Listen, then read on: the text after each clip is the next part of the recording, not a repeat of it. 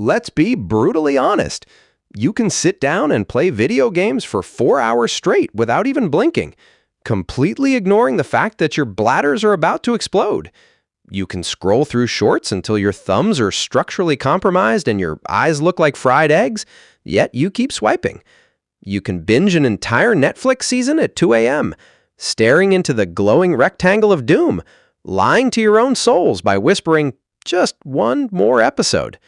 But the exact moment you try to sit down and study, fold laundry, or work on that side project for just 30 minutes, suddenly it feels like you are being forced into medieval manual labor.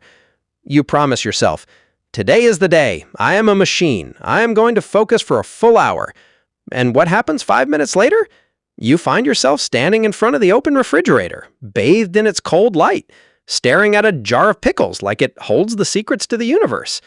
Or suddenly you're deep cleaning the baseboards with an old toothbrush, aggressively telling yourself that hygiene is also a form of productivity. Sound familiar? Welcome to the club. This is the ultimate mind-boggling paradox most of us live with every single day. Deep down in your logical, civilized human brain, you know that studying, exercising, or organizing your life will give you massive long-term rewards. You know it will make you rich, fit, and successful. Yet your primitive lizard brain looks at that information and says, "Nah, let's watch a documentary about a guy restoring a rusty meat cleaver instead." Why is that? Why do some people seem naturally motivated to tackle hard things every single day, like they're starring in a motivational montage, while the rest of us would rather take a 4-hour nap after doing one single email? So let's dive deep into our skulls, figure out why our brains act like spoiled toddlers, and learn how we can outsmart it. The hidden chemical controlling you, the puppet master behind your entire life, is one tiny, chaotic chemical in your brain, dopamine. Now, pop culture has completely slandered dopamine. Most people call it the pleasure chemical, imagining it's the feeling you get when you bite into a hot slice of pizza. But science says absolutely not. Dopamine isn't the feeling of getting the reward. It is the feeling of wanting the reward. It is the craving chemical. It's the internal hype man. Think of dopamine like an invisible golden donut being dangled on a fishing pole right in front of your face. You haven't even tasted the donut yet. You haven't even touched it. But the mere anticipation of that sweet, sweet glaze floods your system, makes your heart race, and forces you to run forward. Dopamine is the biological engine that tells you, go get that thing right now, or we will literally die. The great rat rave. To understand just how terrifyingly powerful this chemical is, you have to look at what scientists did to some poor lab rats. In a series of famous experiments, researchers gave rats a little lever. Every time the rat pressed it, a tiny electrode delivered a massive, pure shot of dopamine directly into their brain's reward center. The rats didn't just like it, they lost their absolute minds. It turned into a chaotic one-rat rave. They kept pressing that lever for hours on end. They ignored food, they ignored water, they ignored potential mates. Some of them literally pressed the lever until they collapsed from sheer, unadulterated exhaustion. They were dopamine junkies. Then the scientists did the exact opposite. They chemically blocked dopamine in a second group of rats. Suddenly, these rats turned into the ultimate couch potatoes, refusing to walk 3 inches even for food or water. But here is the plot twist. If the scientists picked up the food and placed it directly into the lazy rats' mouths, the rats chewed and swallowed happily. They still liked the food. They enjoyed the pleasure of eating. They just had zero biological drive to stand up and walk 3 inches to get it. Our brains use the exact same software. Dopamine doesn't make you enjoy the video game or the social media feed. It's the chemical handcuffs forcing you to click next video. The candy buffet. So why does modern life make you feel so unmotivated? Why does it feel so hard just to start? Because your brain loves a little thing called homeostasis. That's just a fancy word for balance. Your brain is constantly trying to keep the internal thermostat at a normal level.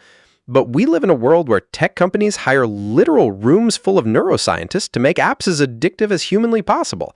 When you constantly flood your brain with super high dopamine activities like playing fast-paced video games, scrolling through an endless buffet of 15-second videos, eating hyper-processed junk food, and getting a notification every 4 seconds, our brain panics. It says, "Whoa, there are way too many dopamine fireworks in here. Lower the blinds." To protect itself, your brain physically reduces the number of dopamine receptors you have. It dials down its own sensitivity. This is called dopamine tolerance. Think of it like this. If you eat a rich, triple chocolate lava cake at a 5-star buffet every single day for breakfast, lunch, and dinner, your taste buds are going to adapt.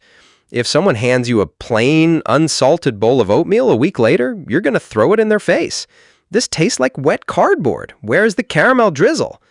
This is exactly what happens when you sit down to read a textbook, study for an exam. Your brain instantly compares the two options. On one hand, you have the toxic, blinding neon fireworks of the internet. On the other hand, you have black text on a white page. Just one sad, quiet little sparkler.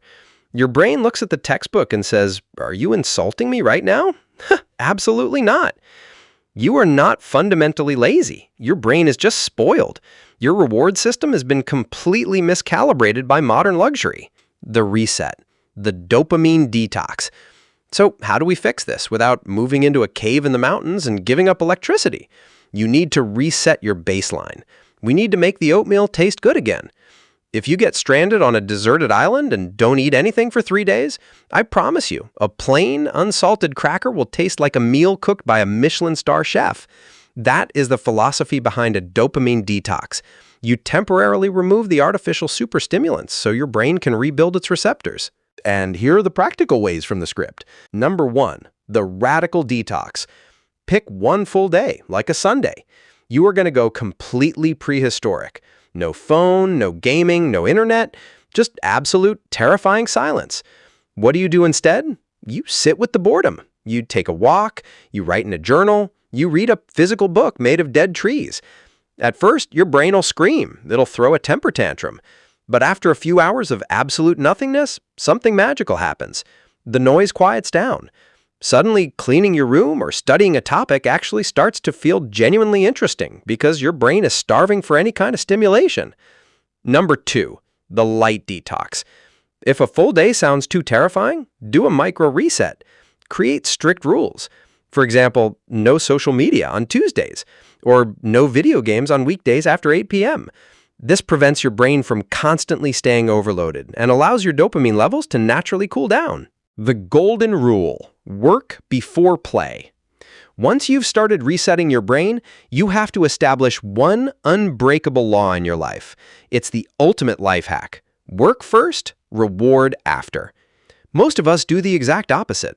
We wake up, roll over in bed, grab our phone, and immediately blast our brains with 45 minutes of high dopamine scrolling before our feet even touch the floor. By 9 a.m., your brain has already eaten 5 chocolate lava cakes. Your motivation for the rest of the day is officially dead. Why would your brain do algebra when it already got the prize for doing absolutely nothing? You have to flip the script. Treat your brain with a little tough love, like a stubborn toddler or golden retriever. You can have the dopamine, but only after you perform. If you do 1 hour of focused, deep study, then you are legally allowed 15 minutes of your favorite app. If you complete your entire daily to-do list, then you get guilt-free, uninterrupted gaming time at night. The dopamine hit must always be the grand finale, never the opening act. 4 practical tricks to outsmart your brain. To make this journey feel even easier, here are 5 psychological cheat codes. Gamification. Your brain loves video games because of the constant feedback loops. So turn your real life into an RPG. Don't just study history. Create a checklist where completing a chapter earns you 50 points. Give yourself levels. Keep a visual streak on your wall with a giant red marker. Make winning visual. The 2-minute rule. Your brain looks at a 3-hour study session and says, "No, that looks like a mountain. I hate mountains." So lie to your brain. Tell it, "We're just opening the book for 2 minutes. Then we can go back to being useless." Your brain falls for it every single time. Once you overcome that initial friction, momentum takes over, and you'll usually just keep going. 3. Instant micro rewards. Don't wait 6 months to reward yourself. Your brain thrives on immediate feedback. If you finish writing a difficult essay page, literally give yourself a tiny immediate treat. Put a gummy bear at the bottom of every page of your textbook. Do 20 push-ups, then watch one funny video. Keep the loop tight. The identity shift. Stop reinforcing your bad habits with your vocabulary. If you constantly tell people, "Oh, I'm just a lazy procrastinator. I have 0 discipline," your brain hears that and says, Copy that, boss, continuing to be a piece of garbage. Your behavior will always align with who you believe you are. Simply change the narrative. Start telling yourself, I am the kind of person who controls my mind. I am someone who does hard things. Fake it until you literally become it. At the end of the day, dopamine is not the villain of this story. It is the very reason humanity built civilizations. So get off your phone, go do something hard, and I'll see you in the next one.